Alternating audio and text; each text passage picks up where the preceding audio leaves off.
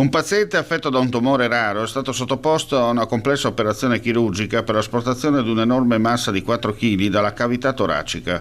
L'intervento è stato eseguito all'ospedale di Udine da Andrea Zuin, direttore della struttura di chirurgia toracica dell'azienda sanitaria universitaria del Friuli Centrale, insieme alla sua equipe. Considerate la rarità, le dimensioni e la sede della neoplasia, il percorso terapeutico ha richiesto un lavoro congiunto tra la chirurgia toracica di Udine e l'oncologia radioterapica del centro di riferimento oncologico di Aviano, che da tempo collaborano al trattamento dei sarcomi e dei tumori rari.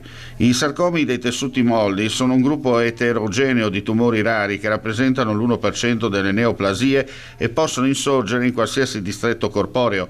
In Italia ogni anno si stimano circa 2.300 nuovi casi. Il paziente è stato sottoposto a trattamento radioterapico con tecnica avanzata nel nuovo acceleratore lineare ad alta precisione in funzione da gennaio 2025 nel centro avianese.